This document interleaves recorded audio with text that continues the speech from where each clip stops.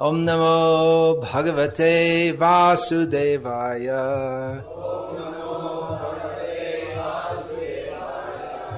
Om Namo Bhagavate Vasudevaya.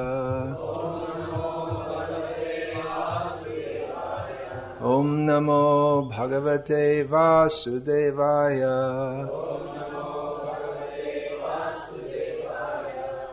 This morning's class is on the Hindu newspaper,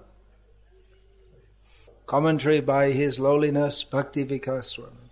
I think it was 2 days ago. I look on the headlines of the newspapers on the internet. I don't usually go beyond that, but daily. So I think it was 2 days ago I saw the headline that the new government in Britain is going to make an investigation into allegations of torture by MI5, which is an intelligence agency, something like FBI or KGB or CIA or something like that. I'm not sure exactly. I'm not sure where. I think it's like the FBI. FBI is internal, CIA is external. I think it's MI5 is internal. I'm not sure. And MI6 is external. Anyway, something like that. Now you may think, what on earth has this got to do with Krishna consciousness? We came here for a Srimad Bhagavatam class. Well, there's nothing outside the scope of Krishna consciousness. And within Shastra there is much about how society should be organized, what are the proper things to do and improper things that should not be done. As Lord Krishna states in Bhagavad Gita, Pravritim cha nivritim cha janana vidur asuraha, which Srila Prabhupada translates as, the demons do not know what is to be done and what is not to be done. So we should know what to do and what not to do on the basis of Shastra. And we should also know how to reply to people if they ask us questions about social issues. Well, what's the, people may ask, well, what's the ISKCON stand on cloning or global warming? Should we close down all the factories immediately? I don't think anyone's even asking. No one's even asking that. That's our idea. Only we are thinking about that, actually. They're just thinking how to get alternative sources of power. And we're saying, just forget it altogether. Just close all the factories. Or just like when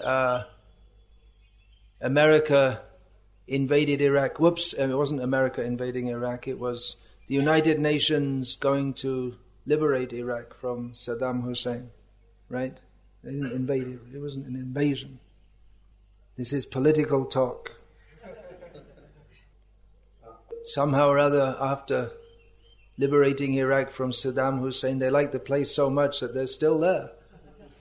Surprising. Surprising. Very, very surprising. So people may ask us, especially if you were in America at that time, people would ask you. They might ask you. Because it was considered patriotic to support our boys who are going to, what's the name of that place? Who are going to that, what's it called? Iraq, that's right. They never even heard of it until the first Bush invaded it. Most Americans never heard of Iraq. And they're going in there, they're going in there to fight, and we should support them. We're not exactly sure why, but it's for democracy, that's right. Okay. Support the flag, support the troops. Democracy means asura samatvavadam. All demons are the same. So people may ask, are you for this or against this? And also because Srila Prabhupada envisioned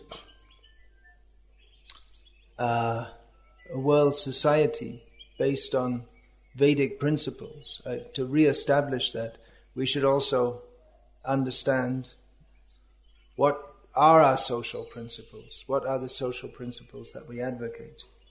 So probably the average reader, when they read about allegations of torture by MI5, would be shocked and disturbed and think, this is very bad. My response was, of course they're torturing people. It would be extremely naive to consider, to think that they're not torturing people. Naive, innocent, stupid. Just stupid, you can just say. It means foolishly uninformed and innocent. English does have its points, has a very wide vocabulary. Right? What do you think? Is it more than Lithuanian? Must be a broader vocabulary because it's a big melting pot of languages from all over the world. Anyway, we're not talking about linguistics today. We're talking about realpolitik, which is another English word, interesting word. I'm sure you don't have a word for that in Tamil.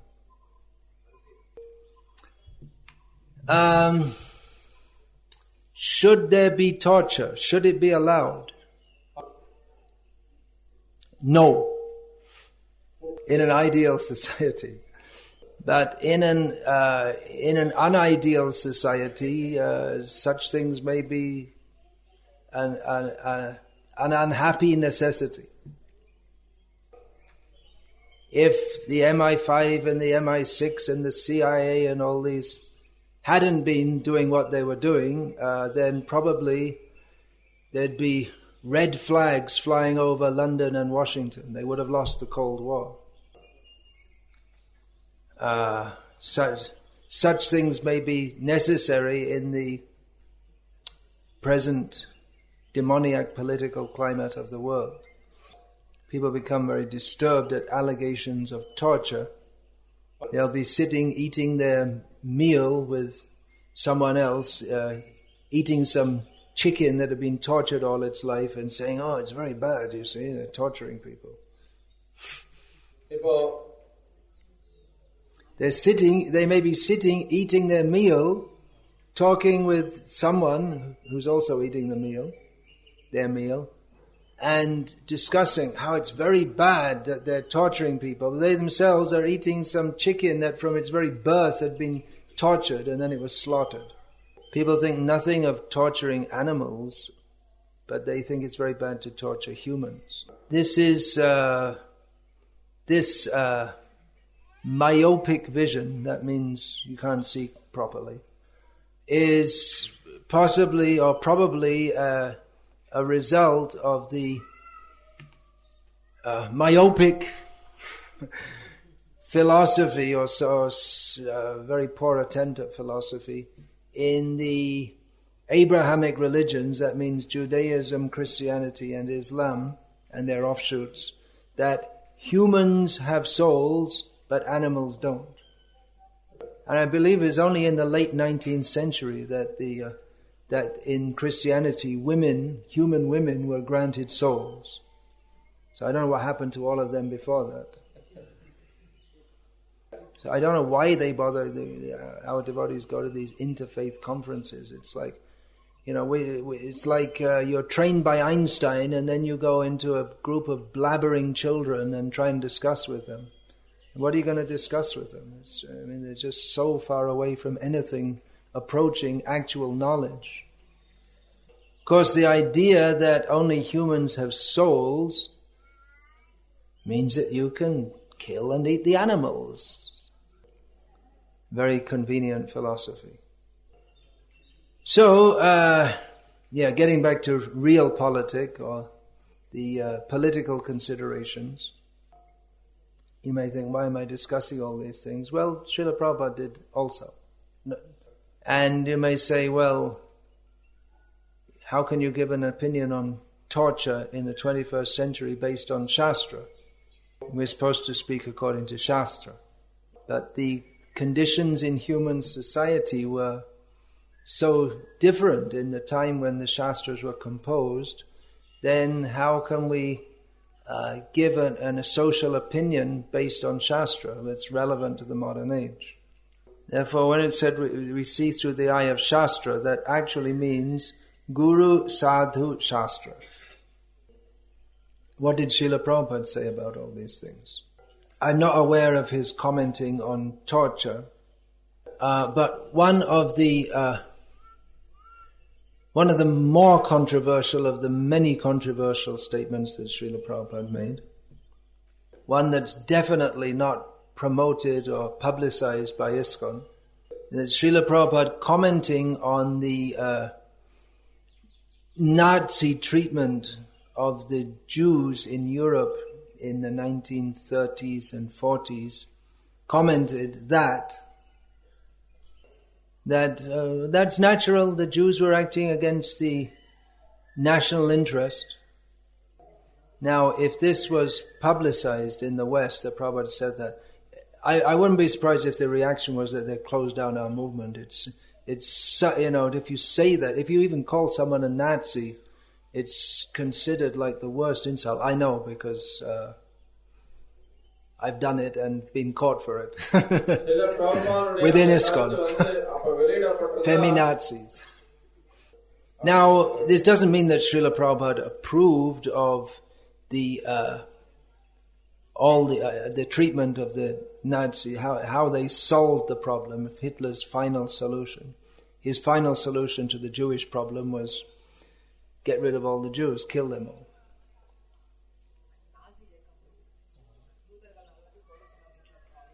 You may not be so aware of this, but in the Western world, it's still very much in the public psyche. The effect of Hitler in the West was highly traumatic. Sorry, I don't know Tamil. It's up to you. If you don't know you don't know English. Yeah, it's difficult to translate. Anyone can help? Anyone can help?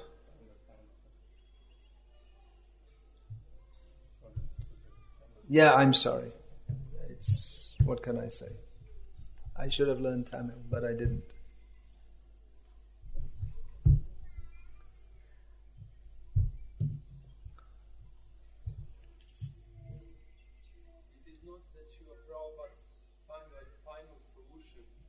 It's not that Prabhupada, it's not necessarily so, of course we don't know, but we doubt very much that Prabhupada approved of the extent to which Nazi Germany affected what they called the final solution. Their final solution was to kill all the Jews. Then after that I said that for those in India, you may not be able to relate to this so much, but it's still the effect of the Nazis, and it's still very prominent in the Western psyche, because it was a highly traumatic event. But Srila Prabhupada, he accepted the principle that if someone's acting against the national interest, that it's natural for the leaders of the nation to take steps against them, even they may be considered very severe steps. It's just like if someone, a spy, if someone's a member of a nation and they pass secrets to the enemy, that's treason. That's the worst offense you can make against. It's the worst crime you can do. Recently, Hare Krishna. Recently, one Madhuri Gupta, there's a Sanskrit word for spy is Guptachar. Anyway, she was an Indian diplomat who was caught handing secrets to Pakistani intelligence agents or whatever. So I was discussing this with one doctor who was treating me. He's also a writer. He's a Hindutva-oriented writer. And he said, yeah, you see, she's a woman, she can be easily trapped. So he didn't elaborate, but you can understand, women can be seduced, and then, then then they're trapped. So in these days, women and men are given equal rights, but women should never be given state secrets. Anyway, the spies, that's, with Prabhupada's response. When Prabhupada was in Delhi in 1971 and Pakistan attacked, then some journalists asked Prabhupada that what should they do? What should be the response? Should we fight or not? With the idea that the sadhu might say, no, you shouldn't fight. Especially Gandhi's influence was still very strong at that time. By Gandhi I mean Mohandas Gandhi, not Rahul Gandhi. But at that time Gandhi meant, Indira was there also. But Prabhupada said, no, they should fight. They should attack and kill them and win. So Prabhupada was very practical. He wasn't a head in the clouds kind of sadhu. So how are we going to get Shastric insights on current issues? Through the self-realized sadhus, Prabhupada. And Shastra, if we examine Shastra, then it would appear that according to modern standards, it's like far right wing. Right wing is Dakshin Pantha, or no, Dakshin Paksha. Yeah, Dakshin Paksha. That's in Sanskrit. I don't know about Dakshina Paksham, but I don't know what it is in Tamil. That's the south. Yeah. No, but that's used for right also, isn't it? Bam. Yeah, it should be. Then what should it be? It can't be Purava Paksha because that means the opposite. That's in Tamil. Okay, right wing. Purava Paksha means the opposite opinion. Maybe it means right wing also. What's used for? I know in they use Vama in Bengali. The Bama Front means the left wing, the Communist Alliance. Yeah. It seems to be some more examples of Prabhupada's practicality in in Shastra. Then, Shastra endorses capital punishment, which in the modern age is most people think is barbaric. Srila Prabhupada recommended the Shastric punishment for thieves, which is also the Shariat punishment, cut off their hand. It's actually very practical because then they can't steal anymore. It also gives you a lifelong social stigma. And it's also, what's the word? It turns you, what's the word? It's people don't want to do it because it's such a heavy punishment. Deterrent, yeah. Of course, you might not do it you'd have to see how to apply that. It might be that the first time thief who steals 2 chapatis might not have his hand chopped off. And you have to see also that if someone's actually very hungry with no means of getting food, that may also... It's not just blind justice. It's not just... it's not inhuman. But it's... Srila Prabhupada said in Kashmir 100 years ago, the king, he administered justice like this. There were no thieves. Even if someone dropped some gold coin on the road, no one would dare to pick it up and take it for themselves. That was also there in the USSR before this liberalization, glasnost, and all that. Now, it wasn't a very human regime, but it was totalitarian, not very human, but there were very few thieves. One thing, there wasn't much to steal anyway, but people felt safe. They could walk around, and the crime was not much. But but as soon as liberalization of society was effected, immediately the crime spiraled, the crime rate spiraled.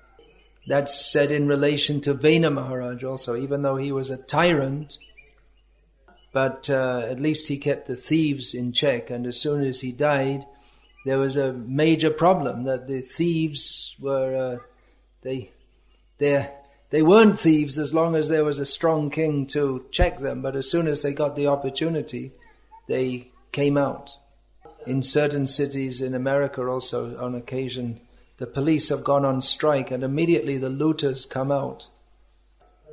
So Srila Prabhupada was very practical about these affairs. In the early 1970s, there were prices of basic commodities in India became extremely high due to hoarding. Hoarding means some merchants, they buy all the stock, so no one else can buy it, and then they just sell it at a very high price. It's a highly antisocial policy which makes the it completely wrecks the family economy of the poor people, just so that some people already rich can become very much richer. So Srila Prabhupada said a few of the hoarders should be shot as an example to others. So yeah, this may seem like extreme right-wing. But actually devotees are not right-wing or left-wing or conservative or liberal or any of these modern ideas. Devotees uphold dharma and ultimately paramadharma, which is surrender to Krishna. So within dharma, the kings, they are supposed to be very stern. The names Bhima and Bhishma, they mean fierce and terrible. Gambhiramana, that's not the word. It's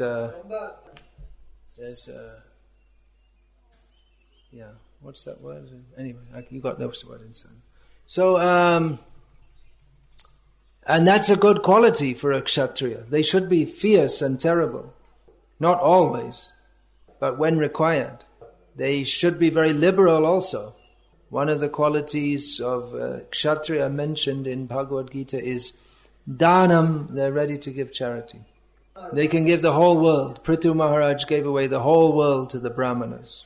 Karna, he was so liberal that he gave away his armor by which he was born with, and his skin and his mukut, diadem, crown. That he had to tear it from his skin. It was born with him. Kavacha. Yeah. He was so invincible as long as he had that, and he knew that, or he suspected that it was his enemy coming to take this from him. But because he came in the form of a brahmana, his pride in being charitable, yes, take it. Data karna, philanthropist karma. So a king is supposed to rule according to dharma, in which there's human consideration, that it's not just it's certainly not nasty. In principle, it's not nasty. But persons who act against the interest of others for their own self-interest, they should be punished severely. The very spirit of dharma is one of cultivating selflessness. Everyone in this material world is selfish. They want to enjoy for themselves. So dharma, within this world, dharma, it's inculcated so that people can begin to cultivate selflessness, so that ultimately they can come to the platform of complete selflessness, giving themselves to Krishna. So a person who grossly violates the principle of dharma by attempting to exploit others for his own selfish interest should be punished severely. That is the rule of dharma. So it's not that we want to institute this within ISKCON, because the core of ISKCON is meant for brahmanas. The core, how do you say that? The heart, the central part. So the brahmanas may advise the kshatriyas, execute this person, go to war. They may bless him and give him mantras for fighting, but they themselves will not fight, not physically. And in fighting, as Shakespeare said, all is fair in love and war. In war, everything goes. Actually, there are rules in war. There's a Kshatriya code that you don't strike below the belt. You don't attack, you don't shoot arrows at someone who's running away. There are so many rules to be followed.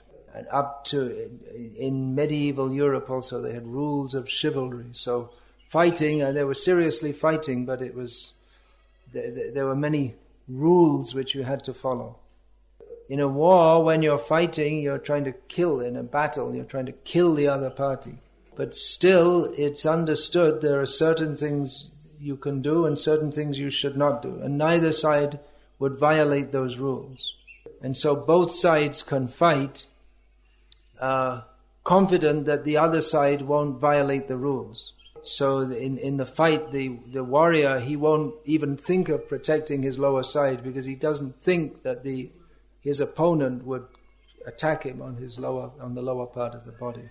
And if someone does break the rule, it's considered very bad. It's just like in a sport like soccer, you're trying to get the ball from one ball into the other opponent's goal, but there are rules you have to follow. If you're a member of the other team has got the ball at his feet, you have to try and get the ball from his feet. So, but you don't. One way to do it would be to kick the player. That would be the obvious way to do it. I mean, actually, if your aim is to get the ball from the player, the better way to do it than trying to get the ball is to immobilize the player. Man's running with the ball, you run up to it, you bop him in the face. It works, you can get the ball very easily then. But that would be considered very bad by everyone, probably even your own teammates. So in fighting also you have to follow the rules, at least in the old times there were rules like that. So you can imagine that there must have been like outrage when Krishna told Arjuna, you see this Khan, now he's down now you can kill him, he's off his chariot, he's preoccupied, he doesn't have his weapons, kill him now. So everyone must have been outraged, probably even the Pandava forces were doubtful. It's just like, within our ISKCON, if we may have strong differences of opinion with another devotee, and we think, look, I got to solve it. You say, well, I solved the problem, we killed him, and no one would approve. Then again, Krishna slapped his thigh when Bhima was fighting with Duryodhana. So these actions have remained controversial even up to today. But after the battle, when he was asked, who asked Krishna, why did you do that? Krishna said, well, he couldn't have won the war, otherwise he had to do it. The means justifies the end. It's a very dangerous philosophy. The means justifies the end. I don't know. In other words, to achieve your goal, you can do anything. That's what it means. So it's a very dangerous philosophy, because of course, Krishna can understand what the desirable result is, but someone less perfect than Krishna, he may not understand.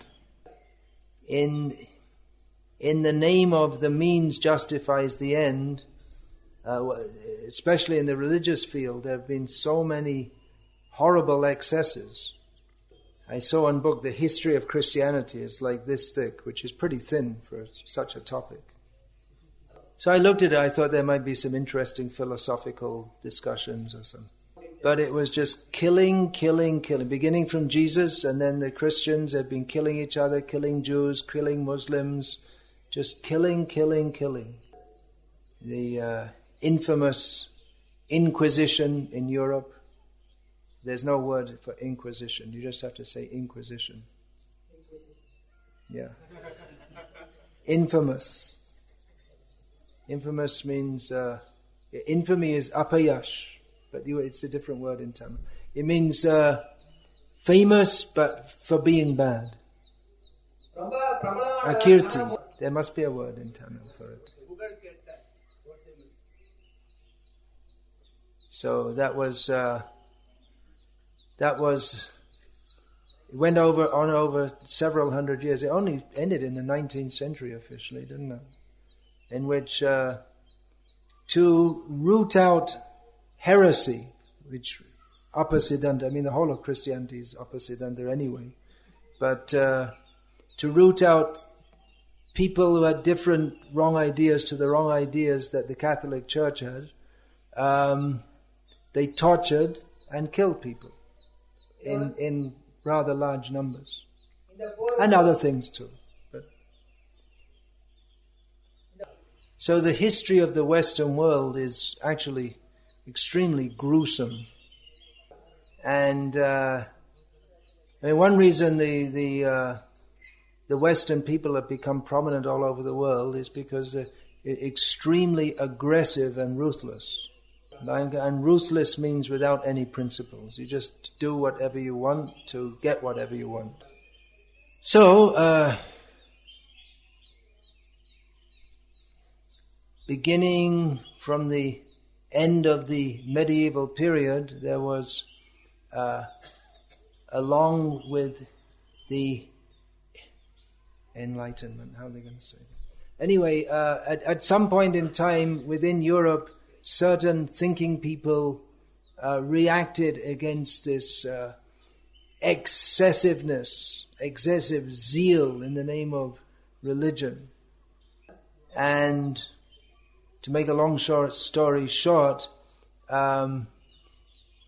many people in the Western world who subscribe to varieties of liberal views are strongly opposed to any kind of what they consider mistreatment of anyone. To make a long story short, many people in the Western world are in principle opposed to what they consider to be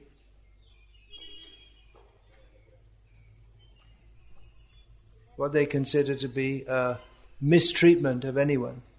And so, for instance, there's an international movement against capital punishment for anyone in any time, place or circumstance. They're not against capital punishment of animals, which goes on millions every day. It's punishment, they didn't even do anything to harm anyone, but they never thought of that yet, but still they're against capital punishment. They'll have conferences sitting there eating beef and talking about stopping capital punishment.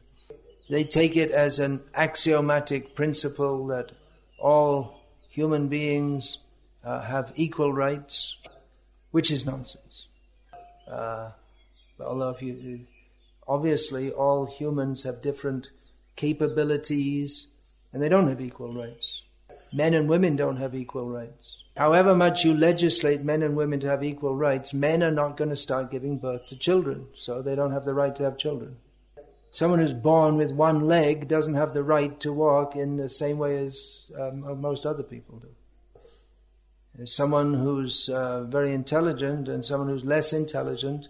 By birth, you can say they have the same right to education, but they don't have the same right by their destiny to access that, to take advantage of it.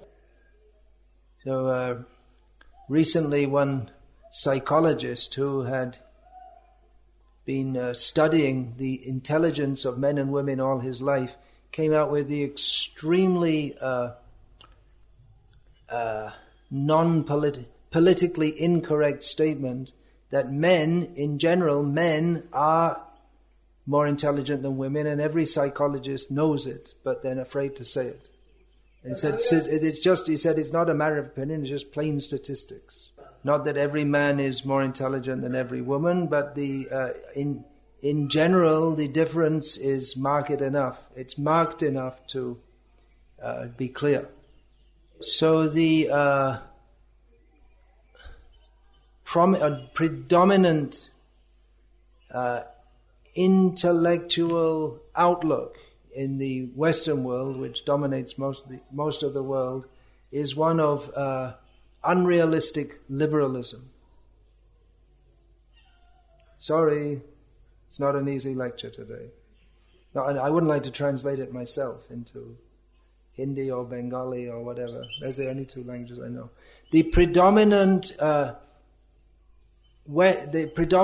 intellectual outlook in the Western world, which is dominant, which is predominant Western outlook means predominant in the world.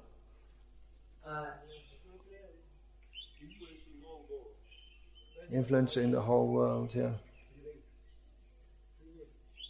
Anyway, all right, never forget that. That is, what did I say? What was it? Liberalism, yeah, but there was another adjective I used. Unrealistic liberalism. Impractical realism. It's not real. Impractical liberalism. But the fact that the MI5 is probably torturing people just shows that the reality is something quite different. And probably this liberalistic outlook in which they pretend that everyone is equal has given more opportunity to exploitive people to exploit than they would have done had they not had this pseudo-liberal cover to do so. Within the within Vedic culture, for instance, it's very clear everyone's position. They don't pretend that everyone's all the same. There are Brahmanas, Kshatriyas, Vaishyas and Shudras, and they all have different roles, different position, different status, different duties. If they really want to say that everyone's equal in all respects, then why don't they make a 3-year-old the Prime Minister of the country? Or make a mentally retarded person a president of the country. Well, they usually do that anyway, but or just someone who's not very educated or informed. They just make just pull anyone off the street and just okay, Radha Vinod, you are now the president. They don't have much to do. Prime Minister of India. Now you have to do whatever Sonia Gandhi says. So, he doesn't understand anything about economics, politics. He has to be in ISKCON a little longer. Some microcosm. It's a little universe, our little universe, which we call ISKCON. We're all fighting among ourselves, and who the outside, who cares? Our little world, our little goldfish bowl. I am the big GBC guru sannyasi, the biggest goldfish in the goldfish bowl. So anyway, this liberal ethos has arisen partly as a response to the excesses of various demons in the past who were torturing, killing without any excessively. So such violence may be required in humans. It is required in human society as long as we're not in Satya Yoga, even then sometimes. And as long as we're living in a violent and crazy society, then devotees, just like I was saying yesterday, Prabhupada said the devotees should get guns. Not in every case, but in some cases, it's just real. Prabhupada seemed surprised that they didn't have guns. It's not necessary in all cases. I don't think ISKCON Salem needs a gun at this point. But and probably the best defense is not to have any valuables around. Prabhupada said not to keep gold and silver for the jewels for the deities, because that will attract thieves, maybe even from among our own devotees. So don't keep money, don't keep large sums of money. If there's nothing to steal, then the thieves won't come. That's the best defense. Of course, some valuable things we need to keep, but they should be kept very carefully. Anyway, Srila Prabhupada was very practical in this regard. And as long as we're living in a society which is ruled by exploitive principles, then we may have to play by their rules to some extent and live pragmatically according to the ethos we live in. All right, well, Hare Krishna. I'll leave it there for now. Just some thoughts to think about, not fully developed thoughts, but as Srila Prabhupada said, we should discuss the teachings of Krishna consciousness from all different angles. And devotees would often bring interesting pieces of information from the news and for Srila Prabhupada to comment on. So this morning I gave class on the Hindu newspaper. We should have our own newspaper, as Bhaktisiddhanta Saraswati did, giving Krishna conscious commentary on social issues. Any questions? Who are we going to torture? Let's find someone and torture them. Bhakti Vikasa Swami said it's okay to torture. Okay, ha ha ha ha ha. No, I didn't say that. But I did suggest that it's an unhappy necessity in a torture-ridden society. I did suggest that it's an unhappy necessity in a torture-ridden, in a society that's already full of torture. The animals are tortured and the people are tortured in factories and offices, and everyone's mentally torturing everyone else. And these video games, it's all full of like incredible imaginary violence, right? That's the whole theme of it, right? In every one of them, I believe. I mean, not that I've ever played one, but that seems to be, it's like the major attraction of the modern age, along with sex, is violence. Sex, violence, and intoxication. These are the three mohas, the three great attractions of modern society, very much in Tamagun. Kamam, especially sex, to make it more clear. So our response to this is to preach Krishna consciousness, do a lot of Harinam, distribute Prabhupada's books, to raise people from this very low consciousness. But gradually, as our movement takes effect and becomes influential, as it should, then we should not just among ourselves discuss these issues, but preach to the leaders of society also. This is how society should be. You have a question? Yeah. Regarding this point, preaching to the leaders of society, there are so many issues in the society. There are so many issues in society. Supreme Court, what are you talking about? Which? Well, a Supreme Court judge I believe not in the judgment itself, but he made a comment in relation to the judgment that, well, even Krishna had his girlfriend, something like that.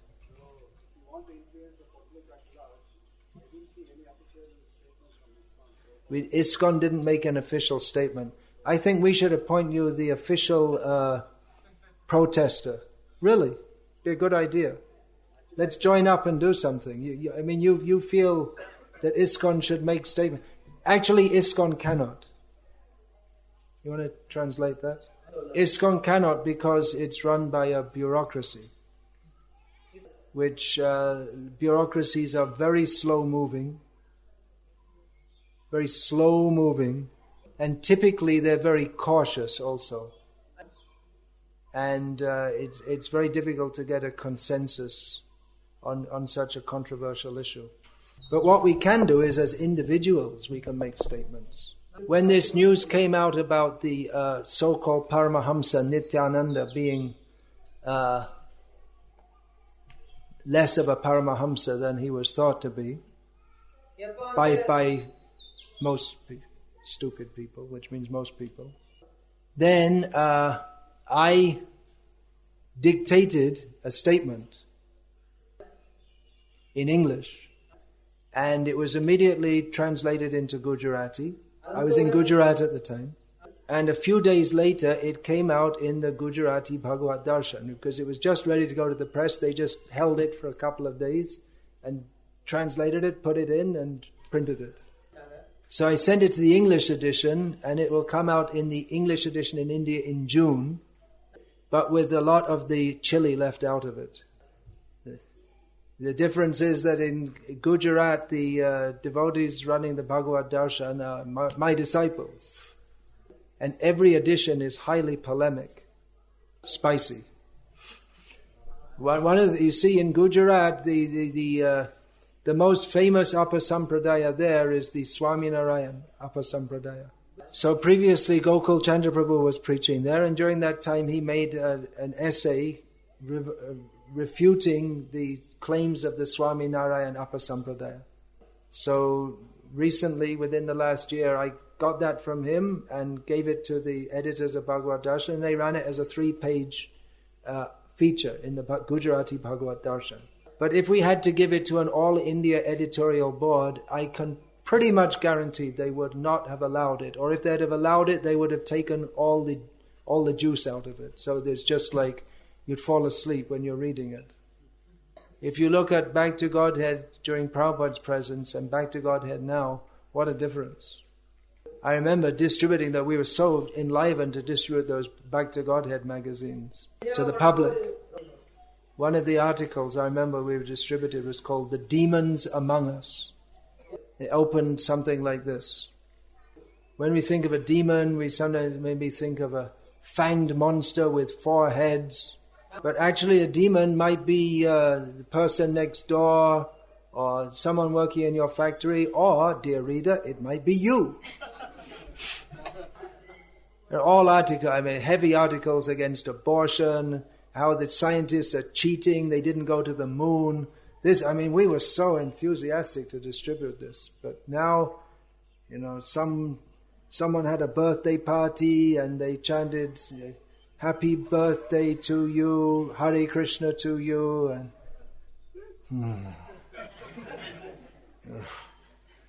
So if you want to do some responses to all these things, don't ask why ISKCON isn't doing it. You have to do it. But you need some mouthpiece or means of support. We can discuss it. Actually, I often thought that we should really roast these Sai Babas and all these. We're not supposed to say we hate, but I almost hate all these people, these, Sri Sris and Ammas and Appas and Babas, and, why don't we send them to the MI5? They're really, really rascals, demons, cheating people.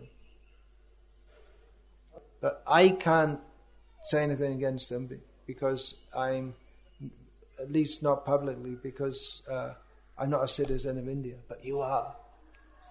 I also have the disadvantage of having a institutional position in ISKCON. You don't. I'm an ISKCON sannyasi. I'm what's that called? A functionary. We're just supposed to smile and be nice. But you don't have to be. You can be as nasty as you like, as long as it's according to Shastra.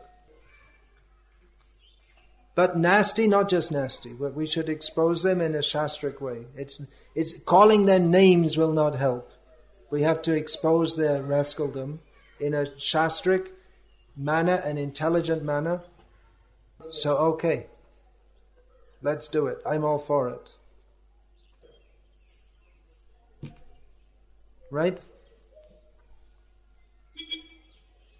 Okay, that's the end of this session. Hare Krishna. All glories to Srila Prabhupada, who wrote that the Krishna conscious movement, one of the purpose of the Krishna conscious movement is to kill all these demons who pose as incarnations of God. That's right in Prabhupada's Bhagavatam purport. So let's do it. Kill them means by exposing their rascaldom. Another question, yeah. Instead of giving capital punishment and just cutting their hands, we can give them Krishna consciousness. We can help them. They can stay a whole lifetime in jail, and we can give Krishna consciousness. It will help them. Did everyone hear the question in Tamil? Possible? It's not the Shastric injunction. One of the reasons given for the Shastric injunction of capital punishment is as a deterrent. I don't know. Can you say in Tamil, someone, deterrent? Something which makes people afraid so they won't do it. If people think, well, if I get caught, I'll live peacefully and take prasadam, then it won't act as a deterrent.